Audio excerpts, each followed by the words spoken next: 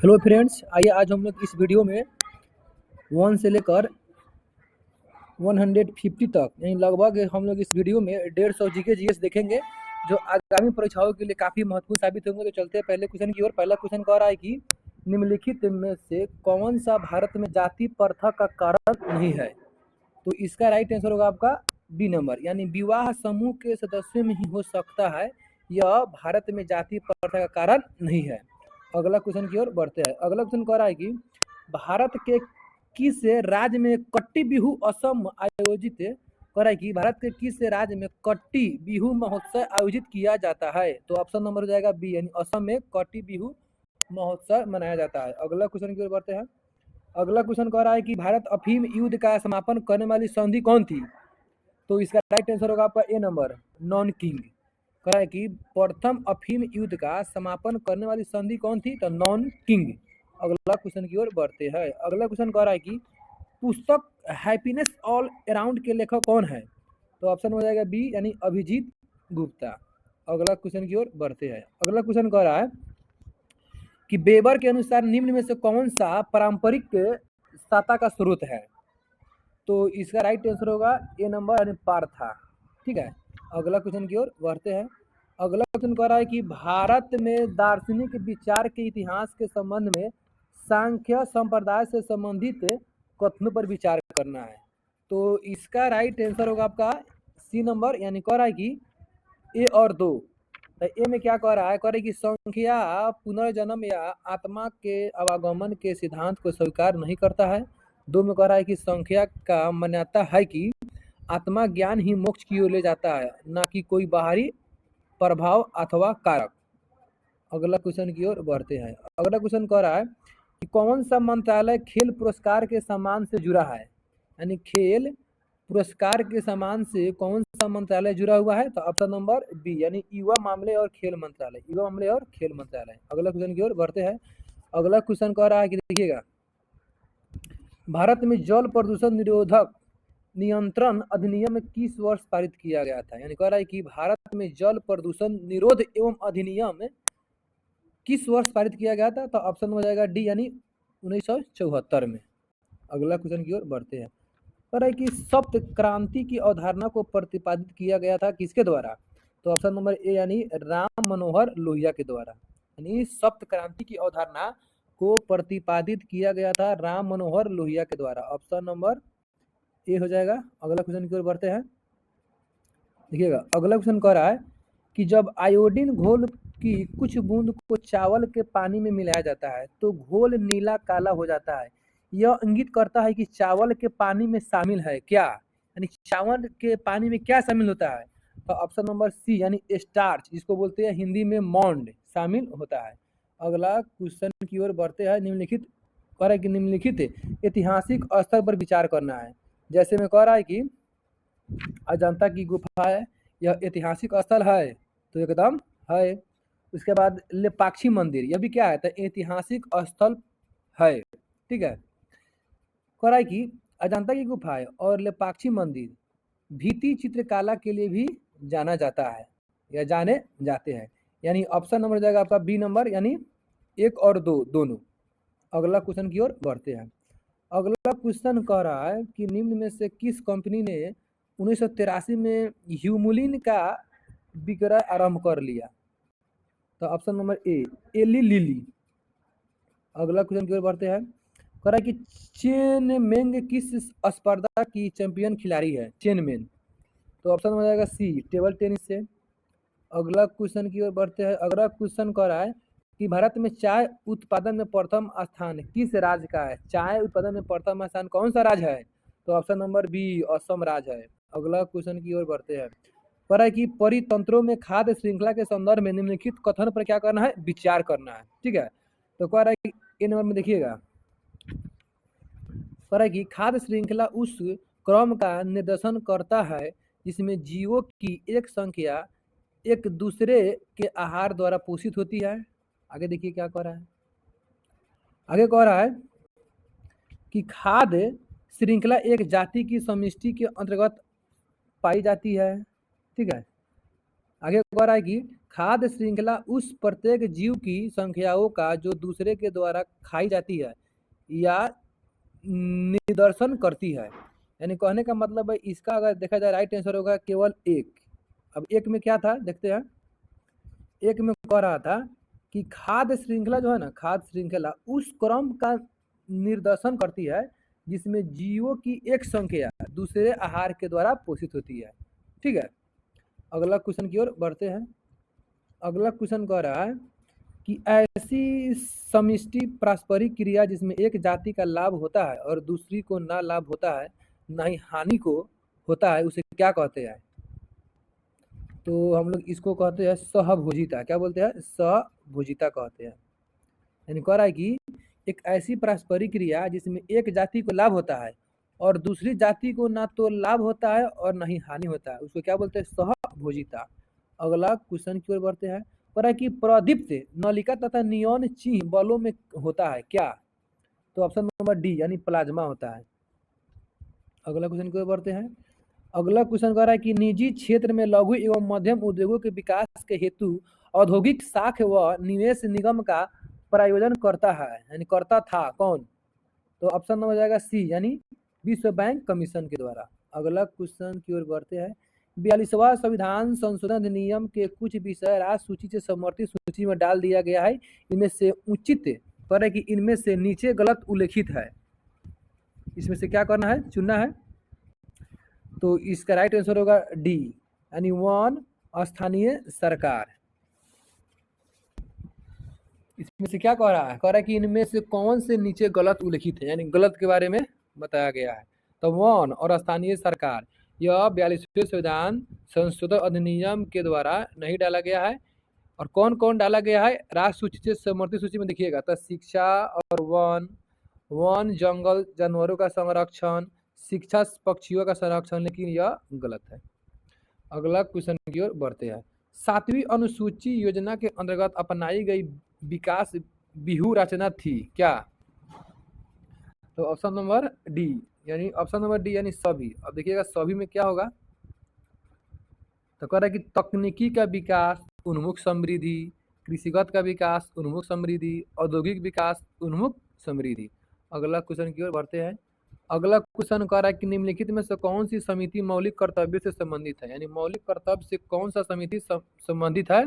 तो ऑप्शन हो जाएगा डी सरदार स्वर्ण सिंह समिति। सरदार स्वर्ण सिंह समिति।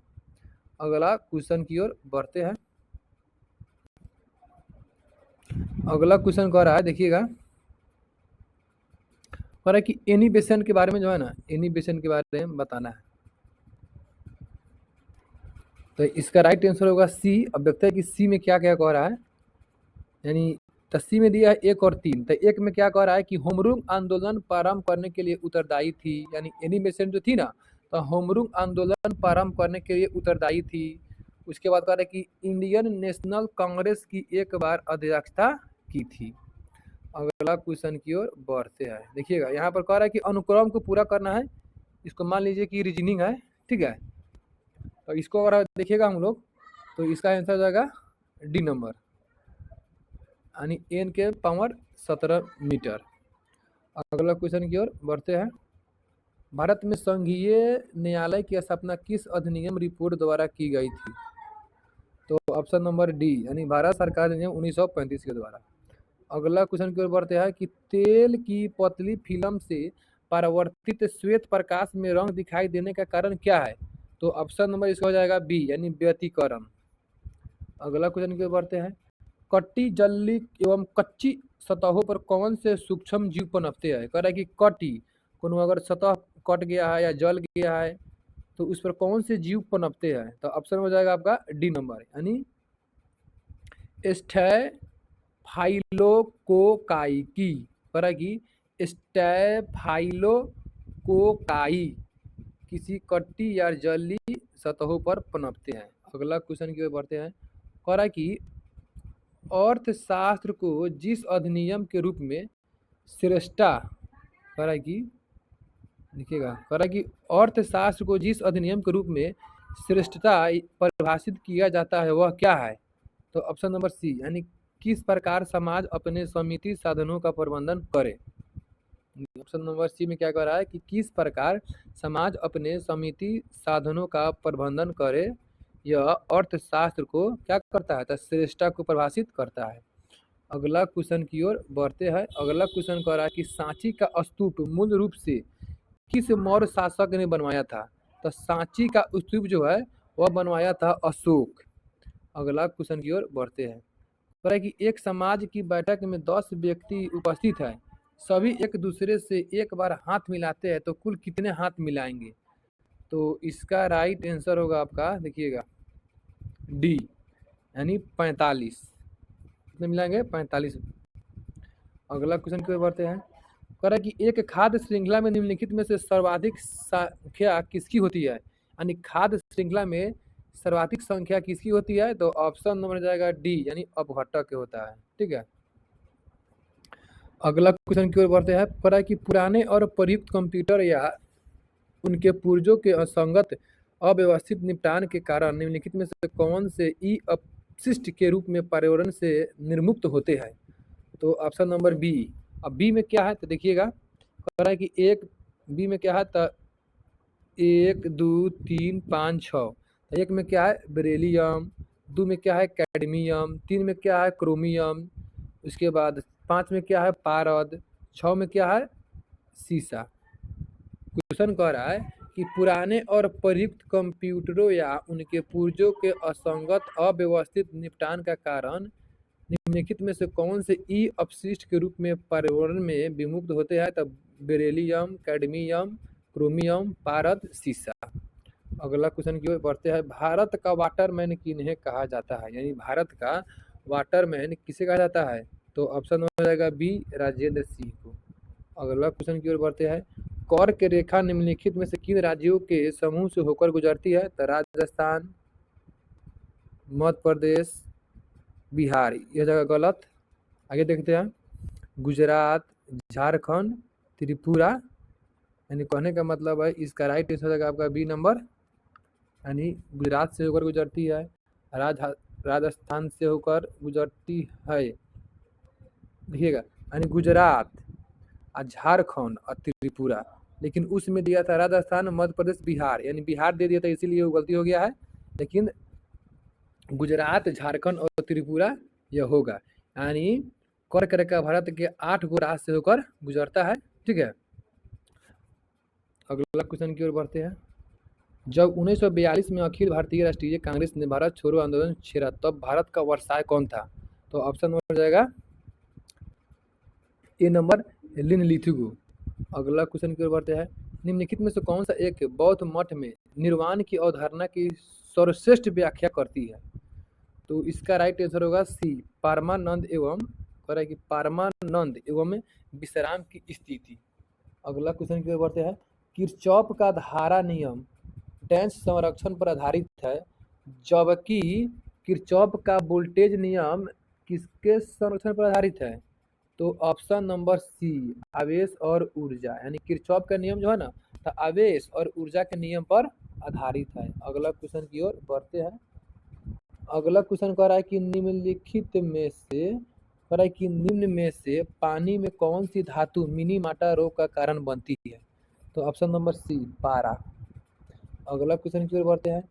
फिलिप स्प्रेट नामक अंग्रेज को गिरफ्तार किया गया था, किस संयंत्र में, तो ऑप्शन नंबर हो जाएगा आपका ए, मेरठ संयंत्र केस में। अगला क्वेश्चन की ओर बढ़ते हैं। देखिएगा, यहाँ पर रीजनिंग है, रीजनिंग नहीं, ये मैथ है। कह रहा है कि 6 4 2.555 गुने 7 बराबर है किसका, तो इसका राइट आंसर होगा डी नंबर। अगला क्वेश्चन की ओर बढ़ते हैं। अशोक चक्र शौर्य पुरस्कार किस वर्ष में स्थापित किया गया, तो ऑप्शन नंबर सी, 1952 में, अशोक चक्र 1952 में। अगला क्वेश्चन की ओर बढ़ते हैं। अम्ल वर्षा किनके द्वारा होने वाले पर्यावरण के प्रदूषण के कारण होती है, तो ऑप्शन नंबर इसका जाएगा डी, यानी नाइट्रस ऑक्साइड। क्या जाएगा, नाइट्रस ऑक्साइड और सल्फर डाइऑक्साइड। यानी कहने का मतलब है कि अम्ल वर्षा जो है ना, तो पर्यावरण को प्रदूषण करने के कारण कौन कौन है, तो नाइट्रस ऑक्साइड, उसके बाद सल्फर डाइऑक्साइड।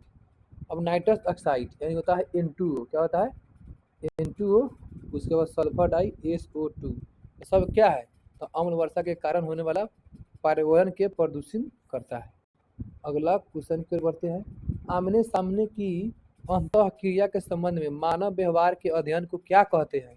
तो ऑप्शन नंबर हो जाएगा बी यानी सूक्ष्म समाज शास्त्र। अगला क्वेश्चन की ओर बढ़ते हैं। कह रहा है कि ग्रीष्म में होने वाली वर्षा को कहाँ पर आम्र वर्षा के नाम से जाना जाता है? तो इसका राइट आंसर होगा केरल में। यानी ग्रीष्म में होने वाली जो वर्षा होती है तो उसे आम्र वर्षा के नाम से जाना जाता है। कहाँ वहाँ तक केरल में। अगला क्वेश्चन कर रहा है कि भारत की संसदीय प्रणाली में शून्यकाल का आशय क्या है? शून्यकाल क्या होता है? तो ऑप्शन नंबर बी यानी प्रश्नकाल और कार्यसूची की अगली मध्य के बीच का समय जब सदस्य अध्यक्ष की अनुमति के बिना कोई विषय उठाते हैं। यानी प्रश्नकाल के बाद क्या आता है शून्यकाल आता है। ठीक है, अगला क्वेश्चन की ओर बढ़ते हैं। देखिएगा अगला क्वेश्चन कर रहा है निम्नलिखित भारतीय प्राणी जात पर विचार कीजिए। तो ऑप्शन नंबर सी 1 2 3 यानी घड़ियाल, चर्मपीठ कुर्म, लेदर बैक, टर्टल, अनूप मृग, ये सब क्या है तो भारतीय प्राणी जात पर विचार करना है जिनमें से संकाटपन है। तो घड़ियाल भी संकट में पड़ा है, चर्मपीठ कुर्म इसको बोलते हैं, लेदर बैंक टर्टल कछुआ है एक, अनूप मृग यह क्या है एक मृग है, ये सभी क्या है तो संकट ग्रस्त है यानी संकटापन में पड़े हुए। अगला क्वेश्चन की ओर बढ़ते हैं। सिंधु सभ्यता निम्नलिखित में से किस काल में पड़ती है? सिंधु सभ्यता जो है यह पड़ती है आपका आदि ऐतिहासिक काल में। ठीक है, अगला क्वेश्चन की ओर बढ़ते हैं। 800 से 600 ईसा पूर्व का काल किस युग से जुड़ा है? तो ऑप्शन नंबर ए ब्रह्मा युग यानी ब्राह्मण युग। अगला क्वेश्चन की ओर बढ़ते हैं। पर है कि बोगाज कोई का महत्व इसलिए है कि क्या तो वहाँ जो अभिलेख प्राप्त हुए हैं उनमें वैदिक देवी एवं देवताओं का वर्णन मिलता है। अगला क्वेश्चन की ओर बढ़ता है। अगला क्वेश्चन कह रहा है कि निम्नलिखित युग में पर विचार करना है कि कार्बेट राष्ट्रीय उद्यान कहाँ है? यह गंगा में है। तो देखिएगा इसमें से कह रहा है कि कौन से सुमेलित है। ठीक है, सामने सामने दिया हुआ है। तो अगर देखा जाए तो इसका राइट आंसर होगा आपका डी नंबर। क्या होगा डी नंबर इसलिए होगा क्योंकि कोई भी इसमें से सुमेलित नहीं है। कार्बेट राष्ट्रीय उद्यान कह रहा है गंगा, काजीरंगा राष्ट्रीय उद्यान मानस, साइलेंट वैली कह रहा है कावेरी, सभी गलती है। अगला क्वेश्चन की ओर बढ़ते हैं। कह रहा है कि संगम युग में उदयपुर किसके लिए प्रसिद्ध था? उदयपुर तो ऑप्शन नंबर बी यानी कपास के व्यापार का प्रमुख केंद्र था। यानी संगम युग में उदयपुर किसके लिए प्रसिद्ध था? तक कपास के व्यापार का महत्वपूर्ण केंद्र था। आगे कह रहा है कि भगवती संप्रदाय के विकास में किसकी देन अत्यधिक थी? यानी भागवत संप्रदाय के विकास में किसकी देन अत्यधिक थी? तो ऑप्शन नंबर जाएगा डी यानी गुप्त के। अगला क्वेश्चन की ओर बढ़ते हैं। अगला क्वेश्चन कह रहा है कि किस अभिलेख से यह साबित होता है कि चंद्रगुप्त का प्रभाव पश्चिम भारत तक फैला हुआ था? तो ऑप्शन नंबर सी रुद्र दमन का जूनागढ़ अभिलेख। अगला क्वेश्चन की ओर बढ़ते हैं। महाद्वीपों के अंतःस्थों का वार्षिक ताप परिसर तटीय क्षेत्रों की अपेक्षा अधिक होता है, इसका कारण क्या है? तो ऑप्शन नंबर बी होगा।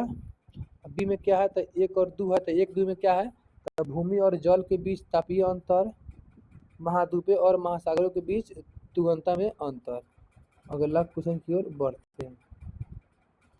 पर है कि केवल वह स्तंभ जिसमें अशोक ने स्वयं को मगध का सम्राट बताया था, कौन सा स्तंभ में?